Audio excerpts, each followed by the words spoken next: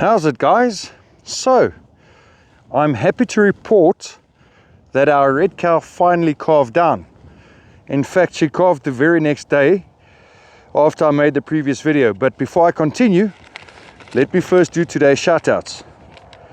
So today's shout outs go out to Gaone Mukete, Pilani Mtetwa, Stenjwa Khadebe, Honored Homwe, Mazwi Kanyile, Tabang Masiani or Mashiani, I'm not sure, Peovelo 907, Sive Wopa, Bekani Ngwenya, Johanna Nonteto Makongo, Merced Perales, I hope I pronounced that correctly, Two Petals 626, Sabelo Ntombela, Kennedy Katondoka, Finbar Deneen, and Chad Woods. Guys, thank you for your support. To all of you, thank you for the well wishes. To the new guys, welcome to the channel. And I'm happy to report that I'm actually feeling very good today, surprisingly so. Anyway, as I said, our red cow calved down. I'll be showing you in a minute. And there we go again. I'll be showing you that in a minute. But because I'm feeling so good, I'm spending some time between the animals, and I'm actually taking this time to observe. Now, I've had a lot of spare time on my hands lately. And guys, just quickly, the wind is howling. I've put the mic on the inside of my shirt, so if you hear heavy breathing, it's because it's not positioned in the best place. So I'm spending time with the cattle today. I'm observing, I'm having a look at them. I've picked up a couple of things. The black and white heifer on the right hand side that calved down about a month ago. There's her little one over there. But this heifer over here, or you could probably call her a first calf cow, I see she's got a bit of a runny stomach. She's got the squirts. I'm not quite sure why. I've got my eye on her. I'll be monitoring her to see whether that is just a short-term issue or whether it progresses into something worse. So I think, judging by the grass that's coming out and the fact that we had glorious rain, that's something I meant to mention. We had some glorious rain yesterday morning on Sunday, 28 millimeters, just what the doctor ordered. But because we've had some good rain and there's green shoots sprouting up all over, I suspect because she's lactating and in early lactation, she's focused more on the green shoots and left more of the brown stuff. And what then happens is that your new green grasses don't have a lot of fiber content in them. So it goes through the back end very quickly and they end up with a squirt. So that's what I suspect has happened. Other than that, she looks healthy and she looks good. And I'm pretty happy with the way her calf looks. Next on the list is this old lady over here. We fondly refer to as the milk cow. And I'm starting to see the dimples on her rump. Those indentations I spoke about last time, because she's due to calve next. Now, you might ask yourself, Shane, why are you so obsessed with the dimples? And why do I mention it with each and every video? Well, it's actually quite simple. When it comes to calving, I'm not really worried about the Ngoonies. They're well known for not having calving issues. However, these Cimbras, which are much larger framed animals and come from a herd that does not select for early maturity. Many of these Cimbras were bred last year at 15 and 16 months of age. And because I'm worried about calving problems and calving issues, I'm trying to sharpen my observational skills and get to the point where I can predict with a fair amount of accuracy as to when an animal should calve. Because if an animal is close to calving and they calve at night and they have an issue and there's no one to assist them, I might end up losing calves, and even worse, losing my animal. So it's a little bit of a risk. These animals are not early calvers or early maturing, so I might sit with a little bit of a problem potentially when it comes to calving season. So I'm trying to sharpen up on those skills. Just quickly, I want to show you guys something. That's what was left after the rain. They trampled these open areas, and that's exactly what you want. That's exactly what you want, because when it rains again, a lot of water will collect in these tracks where they've broken up the soil surface. There's another one over there, and there's some more over there. So the water will collect there, and then producing a miniature reservoir or water holding tank, if you will. And that will then help the soil and the seeds to germinate and the grass to improve and so forth going forward. So anyway, off on a tangent as always. So I'm observing the cattle, I'm having a look at them. I'm trying to see what I can see. I'm trying to determine which animals are due to calve next. And I'm trying to sharpen up on my skills. Now, one of the viewers asked me, Shane, how do you keep your animals in such good condition all through the year? Well, they're not all in good condition. Here's one of my heifers. Man, the wind is rough. Here's one of my heifers, and heifers, she's actually a cow now. And compared to the rest, she's a little bit down in condition. It might just be that she hasn't fully adapted yet to our grazing and our conditions over here. But for the most part, when I observe my cattle, I actually look for gutful. And it makes perfect sense. If an animal's belly is full, they have a better chance of maintaining condition. If their bellies aren't properly full, the odds are they're going to lose condition. So all through the winter, as I've moved them from camp to camp, I was monitoring their gutful. And the moment I saw the animals were starting to show signs of consuming less grass, despite there being a lot of grass in the camp, I would move them. So you might ask, Shane, but why would you move them if there's still grass in the camp? Well, they soil their own grass. And there's a theory out there that as they graze, they leave behind their scent. Now, I was actually watching a video this morning where Ian Mitchell Innes repeated this, and he said, when a cow walks down in the camp, or as she walks along, she leaves a scent trail 3 times the width of her body. And cattle don't like grazing where they've been and where they've trampled and where they've urinated and dunged, and they spread that scent because they trample in their own manure. Just coming back, look at that. This is clayey soil, or more clay in any case. So the next time we have good rains, the water will collect there, it won't just run off, and you have a little water reservoir. So cattle don't like grazing in their own scent, especially if they trampled it and they've soiled it and dirtied it up a bit. So you can have a lot of grass, but the cattle might not eagerly eat it. And sometimes all you need to do is move the animals for 2 or 3 weeks, rest the camp, let the smells dissipate, bring them back, and they'll happily continue grazing. And that's pretty much what I did. Now, how do we check for gutful? I've mentioned this before, and I'm going to have a look at Bella over here. Just in front of her hip over there. If they haven't grazed properly, there's a little indentation in the shape of a triangle that forms.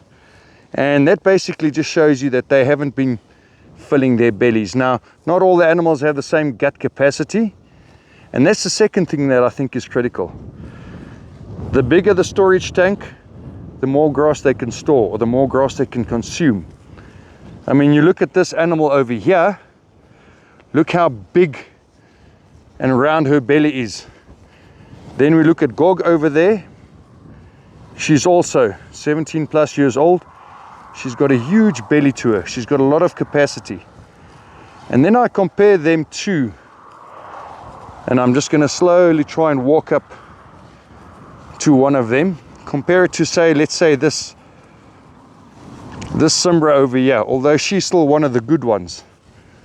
Rather, let's look at this Simbra over here. I'll see if I can get a side view of her. She doesn't have bad capacity, but she doesn't have what the other 2 animals have. So they have the ability to put more feed in the tank, and the more feed they put in the tank, the more they can digest. Excuse me. Goodness, sorry guys. the more they can digest, and the more nutrients they have available to them. So yeah, it's just basic physics. There's another example. You look at Bella over there, in proportion to her body size, she's got a nice huge belly. And then we look at this one over here, which is Tren. In proportion to her body size, she doesn't have that hanging belly, so she doesn't have the same gut capacity in relation or in proportion to her body size. So these are the things I look at.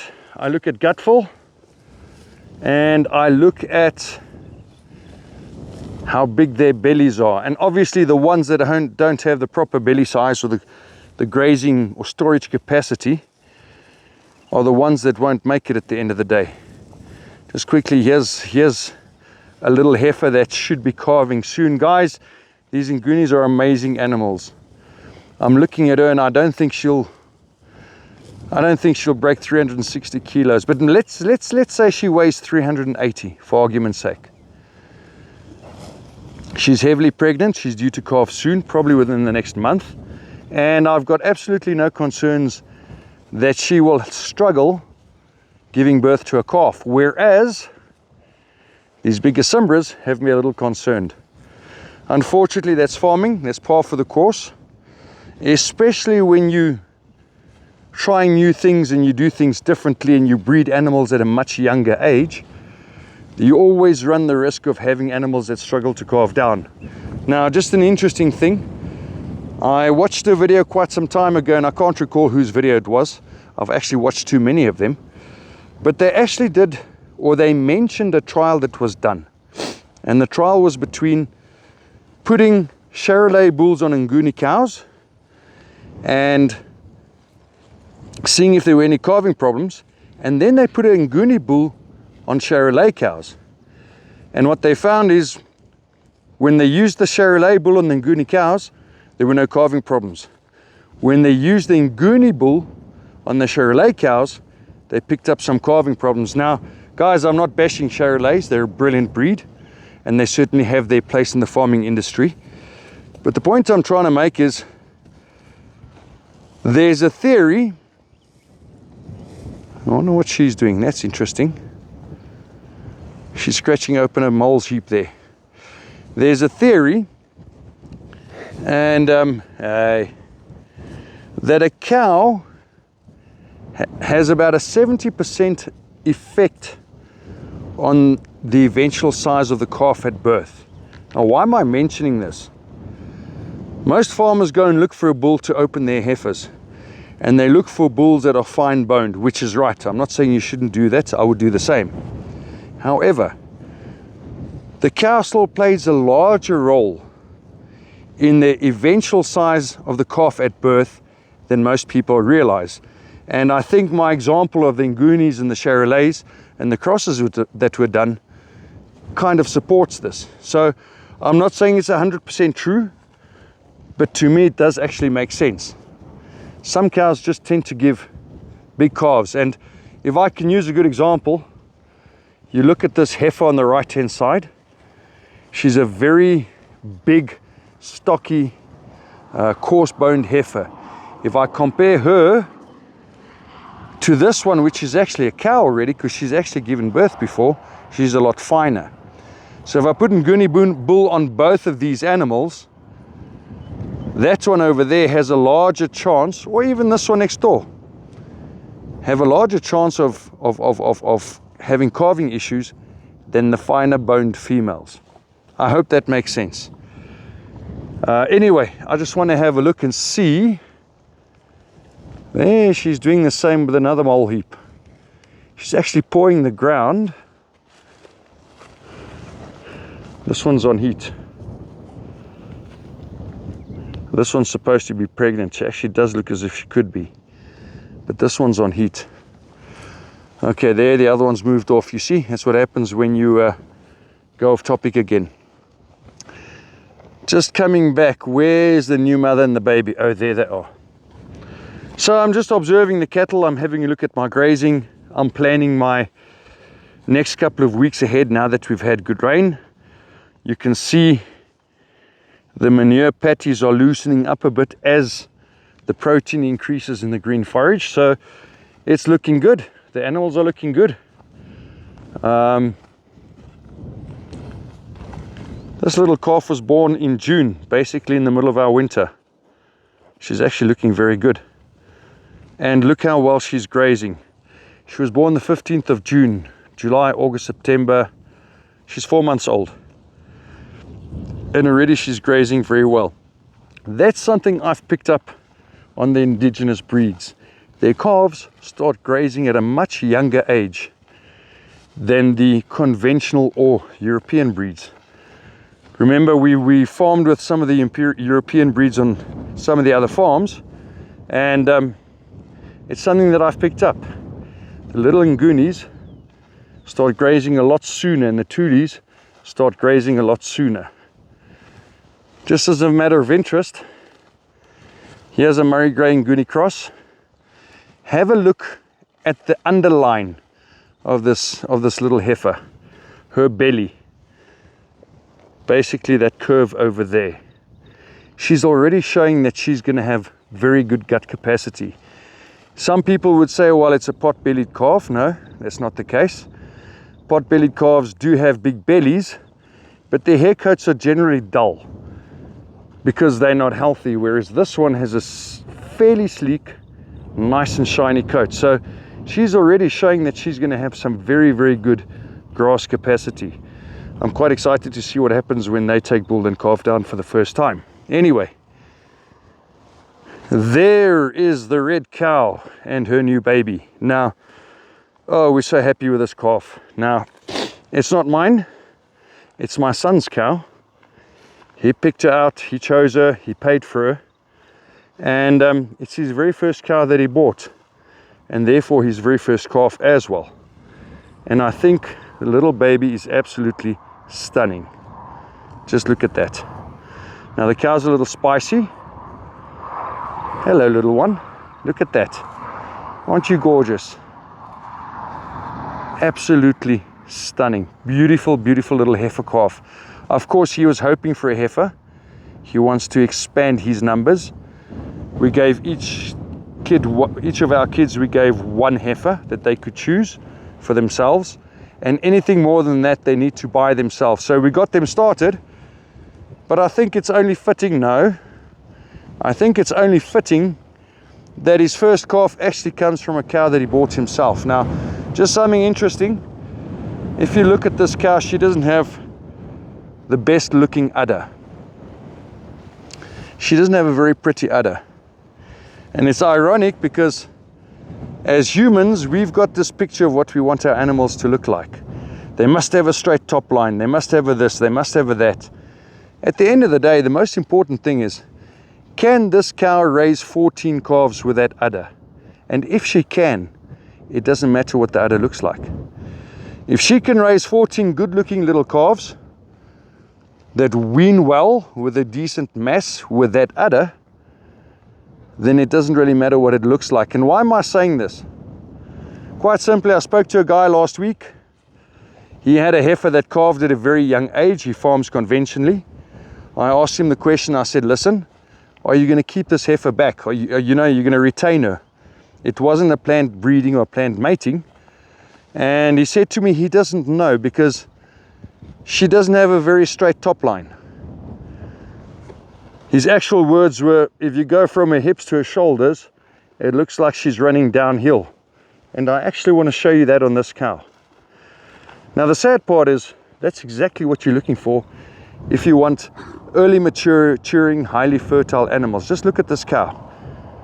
She's standing fairly level, but look at the slope from rump to shoulders.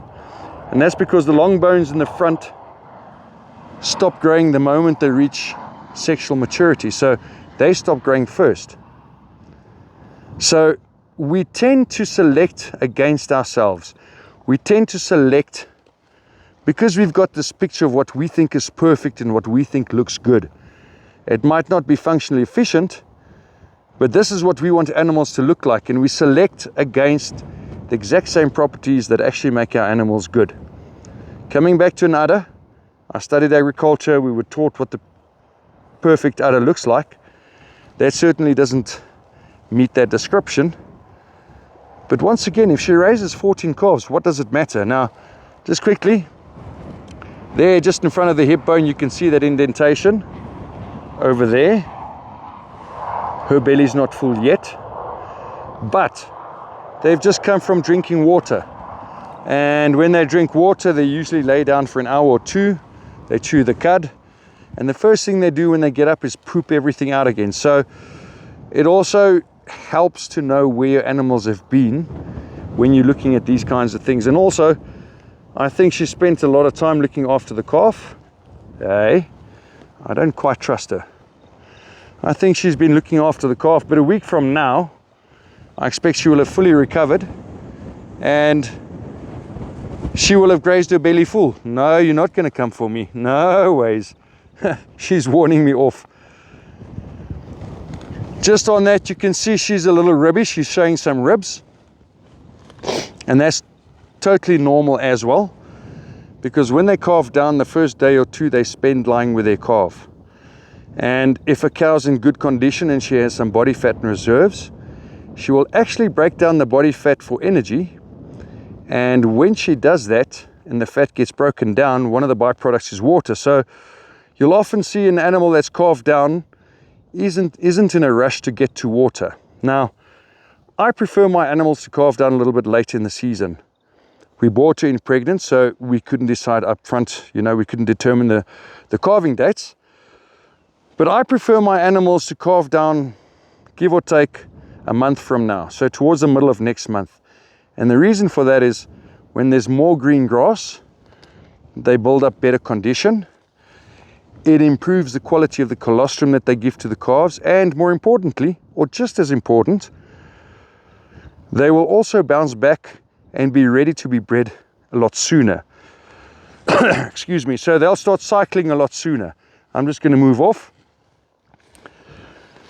The other thing also is because my cows, or I want my animals to calve down later, because I don't want to wean them at the beginning or in the middle of the winter. In fact, Steve Campbell has a video out on that, and he discusses the benefits of weaning your calves at 10 months of age and having them go through their first winter while still suckling.